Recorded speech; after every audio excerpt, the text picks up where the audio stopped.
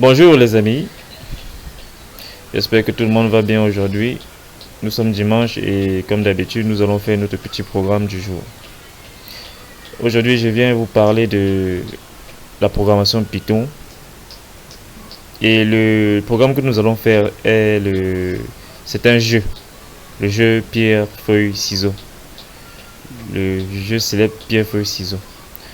Bon, sans plus tarder, nous allons commencer par l'algorithme comme d'habitude. Bon, ce programme, j'ai déjà conçu son algorithme, c'est lui qui est là. Je vais tout simplement vous expliquer comment il va fonctionner. Premièrement, au début, nous avons le début du programme. Si vous avez vu l'algorithme du programme passé, vous êtes déjà capable de faire un algorithme chez vous. Vous connaissez quand même déjà à quoi sert l'algorithme. Effectivement, dans la création d'un programme. Bon, on voudrait quoi? On voudrait que lorsque l'utilisateur entre dans le jeu, qu'est-ce qui se passe en premier?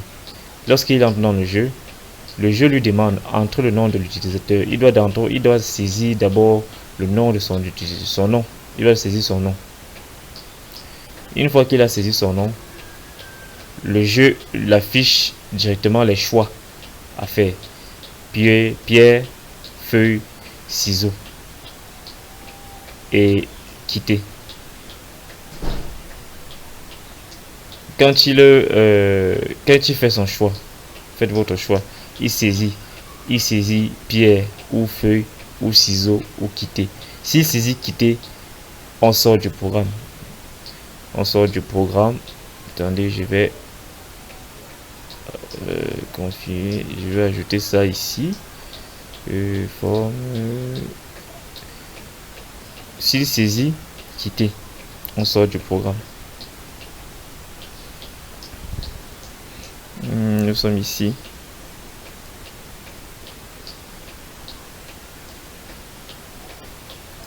On vient là.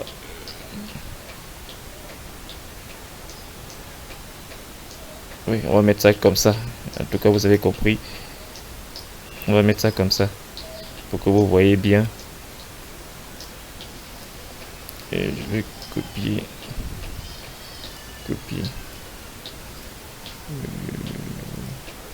Coller. Création. On va mettre là ici. Sinon, si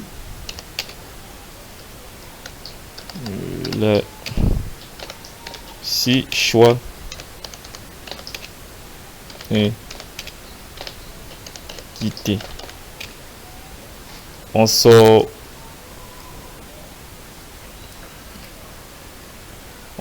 du programme directement. Bon, une fois qu'il en donne, en fait, en gros, ce qui se passe, c'est que il fait son choix, il saisit soit pierre, soit feuille, soit ciseaux. Une fois qu'il a saisi, on a trois options. La première option, si le choix fait lui permet de gagner sur le jeu. C'est pour ça que j'ai mis là 6 joueurs gagnent.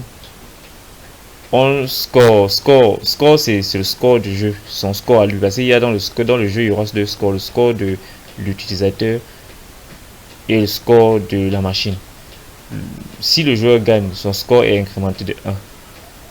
Si le joueur perd, le score du jeu est incrémenté de 1. Et s'il a choisi quitter, il sort directement du programme. Maintenant, après avoir choisi, fait son choix, le système calcule donc le score comme je viens d'expliquer. S'il a gagné, le score est incrémenté de 1. Sinon, il n'est pas incrémenté. Le score est et le jeu est lui aussi est incrémenté de 1 si le joueur a perdu. Maintenant, c'est vrai que je n'ai pas mentionné, il y a aussi l'option où si le jeu est égal. si le jeu est égal. Je vais mettre ça aussi. Excusez-moi, je viens juste de faire déterminer l'algorithme. Donc, je ne... Je... Et de toute façon, c'est toujours bien de l'améliorer comme ça, pour que chacun puisse voir directement. Je vais copier ça. Coller ici.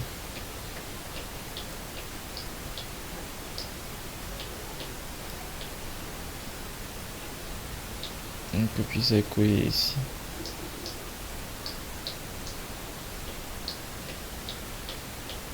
Bref, du moins, on n'a pas besoin, on n'a pas besoin, on n'a pas besoin. En fait, si le score, on n'incrémente pas si les scores sont égaux. Ça veut dire que si le jeu est égal, ça veut dire qu'ils ont fait le même choix. Si la machine et l'utilisateur fait le même choix, on n'incrémente rien. Personne n'est incrémenté. Les deux n'ont aucun résultat ajouté dans leur score. Ok.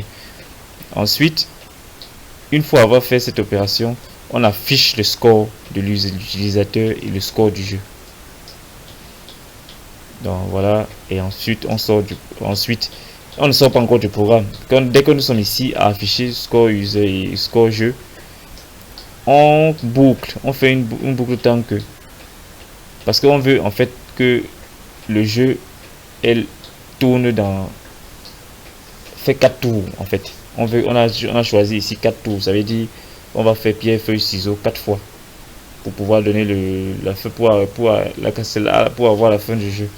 Donc on boucle. Donc dès qu'on affiche les résultats ici, on boucle tant que le nombre de tours est inférieur ou égal à 4. On remonte entre nom d'utilisateur. On garde le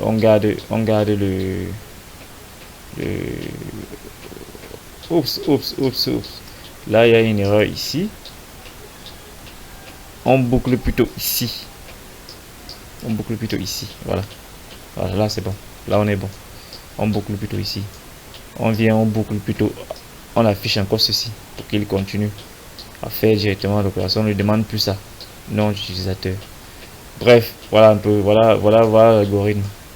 Voilà l'algorithme. Vous voyez, j'ai dû modifier au fur et à mesure. J'ai dû modifier encore devant vous pour que vous puissiez comprendre mieux le programme. Donc en gros, voilà ça. Maintenant il s'agit maintenant de savoir qu'est-ce qu'on va faire exactement. En fait, pour ce programme, ce qu'on va faire, c'est qu'on va créer, comme j'aime beaucoup le faire, créer une fonction. La fonction, son rôle serait de faire ce calcul, pas faire de calcul, mais récupérer en paramètre le choix et retourner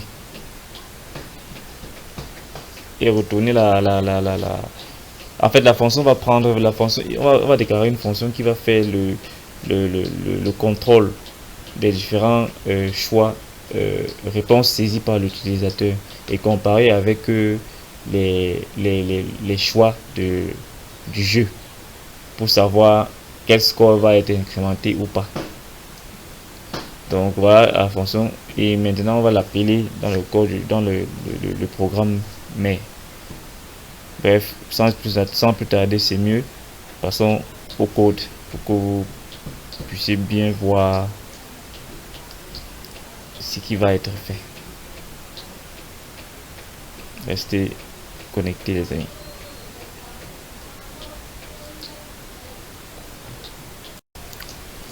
Bon, maintenant passons au code. Nous allons dans PyCharm comme d'habitude. Vous êtes déjà des anciens dedans, donc nous allons créer un nouveau fichier Python. On va l'appeler jeu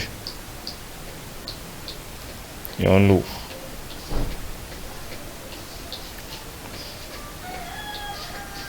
comme précédemment, je vais faire des copier-coller pour aller plus rapidement. Et comme ça, gagner en temps. Je viens prendre mon code.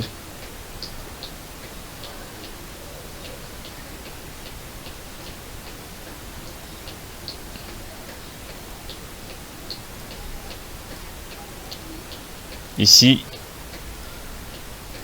pour ce code, on aura besoin d'importer la bibliothèque random. La bibliothèque random, lui, son rôle, c'est quoi? C'est une bibliothèque qui permet qui contient des fonctions qui vont nous permettre à réaliser ce projet. Parce que vous avez bien compris que pour réaliser ce programme, ce genre de jeu justement, il faudrait que la machine puisse faire sa part de choix. Et ce n'est pas nous qui devons diriger le choix de la machine. C'est pour cette raison donc que la fonction random, l'importation de la bibliothèque random est donc là. Parce que lui contient des fonctions qui donnent qui donnent le pouvoir à la machine de faire des choix donnés totalement aléatoires de l'utilisateur. Ok, maintenant allons prendre notre fonction. Je vous ai dit qu'on devait créer une fonction.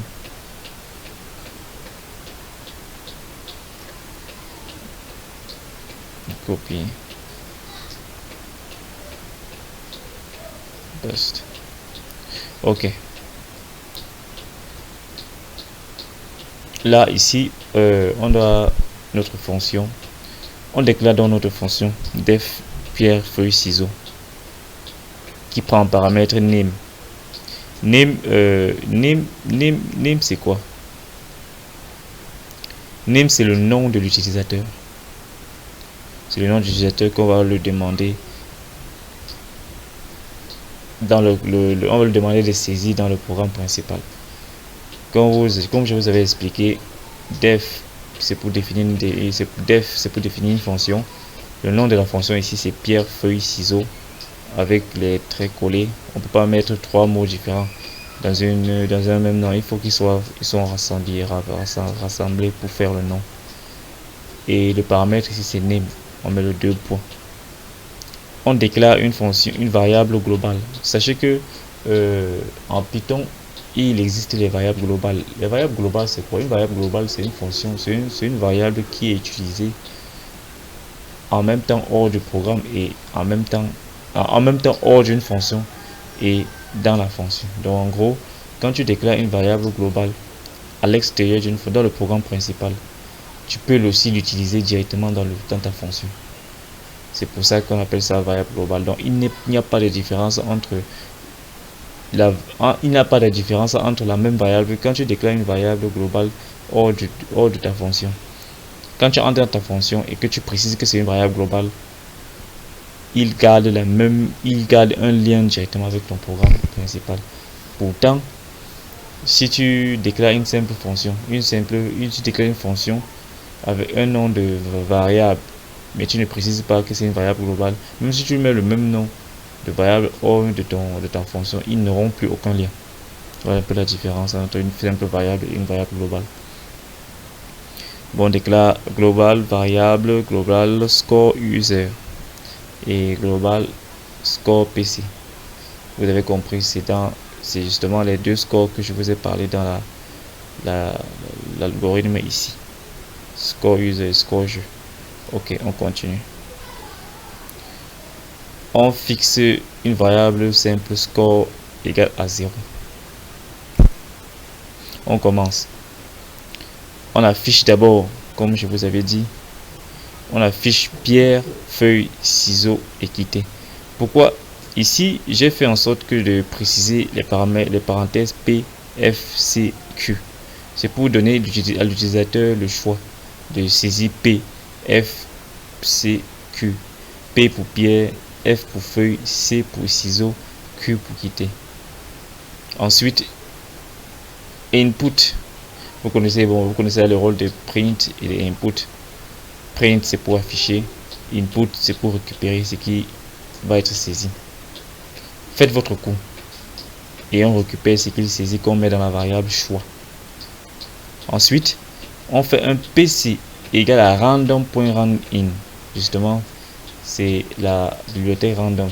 Random.randin. Randin, maintenant, c'est la variable, c'est la fonction qui est contenue dans la bibliothèque random, qui va permettre à la machine de faire un choix entre 1 et 3. Donc voilà sa syntaxe random.randin. Il faut savoir que pour appeler une fonction d'une bibliothèque, on met la bibliothèque point la fonction random.randin. Et randin là, lui, vous avez bien vu int, ça veut dire que lui, c'est les bornes doivent toujours être des entiers. Ça peut pas être des lettres et tout ça, c'est des entiers. Là on a mis 1 et 3. Pourquoi j'ai mis 1 et 3? Justement parce qu'il y a 3 choix, qui est feuille, ciseaux. Donc il va choisir entre 1, entre 2, entre 3. La machine ne peut pas choisir quitter, donc il n'a pas le temps de choisir quitter. Il n'a pas besoin de choisir quitter pour sortir du programme. Par contre, c'est l'utilisateur qui peut sortir du programme. Donc c'est pour ça que on a fait le choix de entre 1 et 3. Ok. Ensuite, qu'est-ce qu'on fait? Une fois qu'on a notre premier choix, on a notre choix de l'utilisateur et on a aussi notre choix d'utilisateur est dans choix, notre choix de la machine est dans PC. Comprenez bien ce qui va se passer maintenant. Si on fait maintenant les conditions, si choix est égal, n'oubliez pas, double est égal à P, le P qui va saisir, et c'est un caractère. C'est pour ça qu'il y a les codes. Comme P, comme ça veut dire c'est un caractère. Et n'oubliez pas que le input, lui, il récupère que les caractères. Ça veut dire qu'en gros, si l'utilisateur tape P et le PC a fait son choix, le PC qui est ici là, le random.randin, c'est le choix de random.randin, donc le choix du PC est 1. Qu'est-ce qu'on fait? P qui est Pierre, donc ça veut dire si l'utilisateur a choisi Pierre et que le PC a choisi 1. 1 ici qui correspond toujours à Pierre. On se comprend. On affiche print résultat Pierre versus Pierre, match nul. Et on n'incrémente rien. Pierre versus Pierre, match nul. Les scores restent à initialiser à 0. Ok. Et on affiche print score. On affiche le score. On affiche score, voilà. Score, c'est ici, c'est score, c'est la chaîne de caractères score. On concatène avec name, le nom de l'utilisateur. Donc score, ça serait score. Si j'ai peut-être entré le nom d'utilisateur William, score William est égal plus, on met plus, le plus c'est pour concaténer, comme je vous avais déjà expliqué cela, plus STS. STS, c'est qu'on veut convertir maintenant le score user, parce que le score user c'est un entier, on le convertit en chaîne de caractères avant de le concaténer avec le reste. Et score machine, on le fait la même chose, on le concatène avec la chaîne de caractères, avec la chaîne de caractères obtenue à partir du score PC. Donc on affiche dans les scores. Else if, ça aussi je vous ai expliqué. Choix égal à F.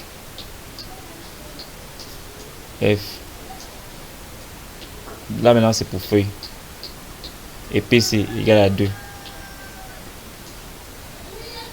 On fait la même chose. En fait, vous allez voir que les 3 premiers cas-ci, ce sont des cas qui se ressemblent beaucoup. Donc pour les cas match nul, que les deux ont choisi les mêmes, on fait les mêmes choix. Vous allez voir, c'est la même chose partout. Ici maintenant, on change choix égale à P et PC égale à 2. Donc maintenant, si là je mis Pierre et que le PCA choisit feuille.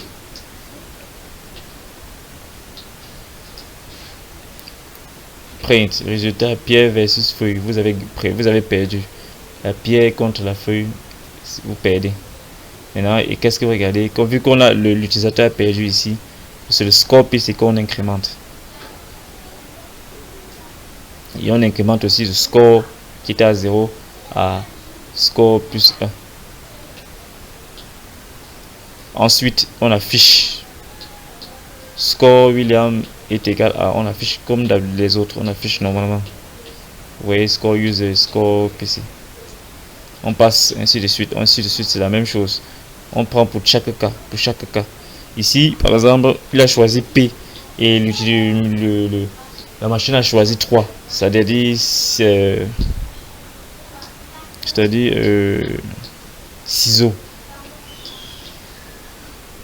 Pierre versus ciseaux. Excusez-moi, l'utilisateur gagne. Ouais, on voit score. Et maintenant, ici, comme l'utilisateur a gagné, son score est incrémenté. Et le score qui était à 0, le score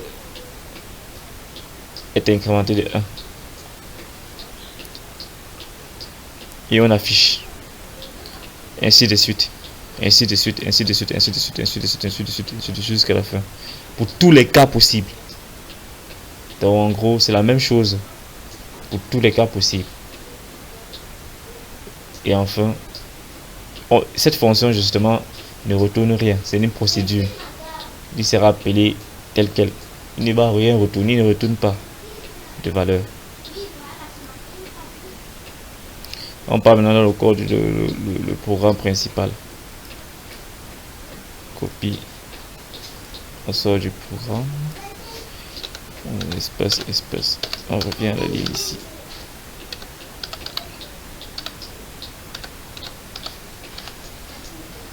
CTRL V. Dans le programme principal, puisque notre fonction,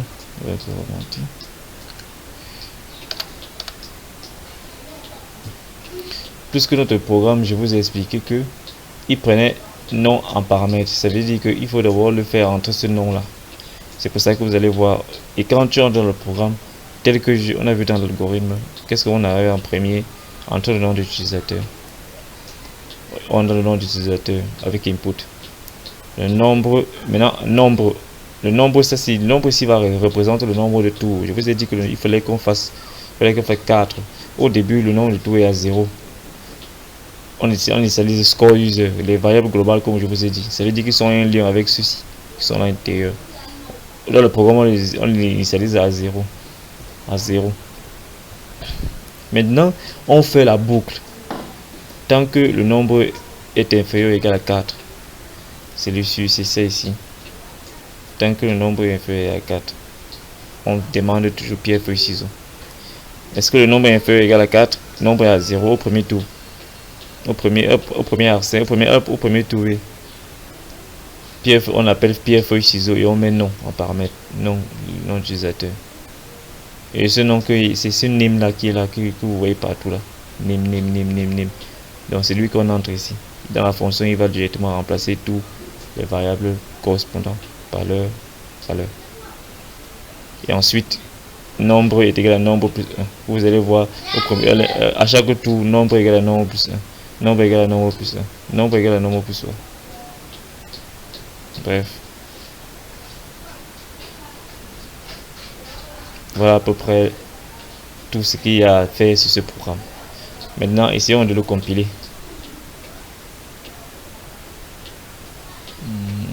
Run. Bon.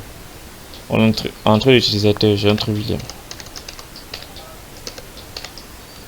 Tapez entrée. Là, il est au premier tour. Pierre, feuille, ciseaux, quitter. Si j'appuie sur Q.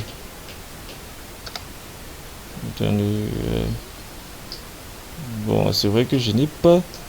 Est-ce que j'ai traité le cas de quitter?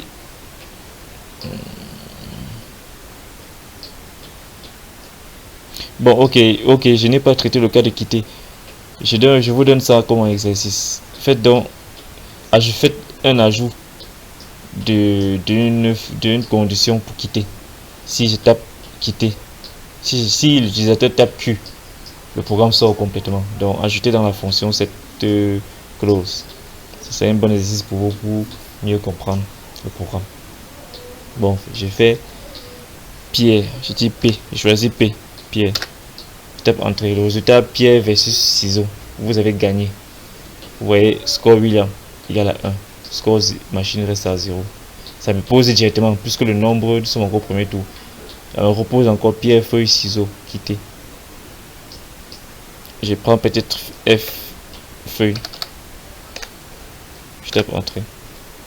Là, le résultat feuille versus feuille. Ça veut dire que la machine aussi choisit feuille. Match nul. Mon score reste à 1. Le score machine reste à 0. Je fais le troisième tour. Je vais prendre encore pierre.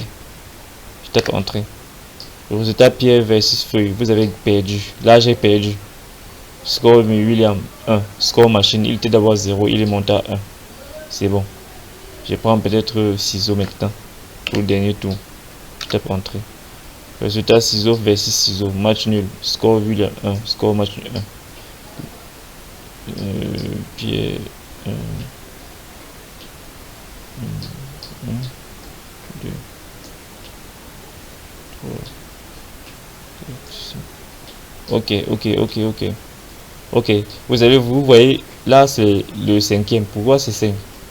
En fait, c'est vrai que je n'ai pas, je devrais mettre plutôt 3 ici, puisqu'on a bien dit 4, qu'on devait faire 4 tout. C'est par exemple le cas ici. Nombre égal à inférieur égal à 4. Vous savez très bien que le nombre, quand on dans une boucle comme ça, ça veut dire qu'il va commencer à 0. Parce que 0 aussi est inférieur égal à 4. Donc ça veut dire que il y a 0, le tout 0, 1, 2, 3, 4, 5. Donc si on veut faire 4 tours, on va faire à 3. Je crois que là, je crois que nous sommes bons. C'est vrai qu'au départ, je faisais ce programme, c'était plus simple.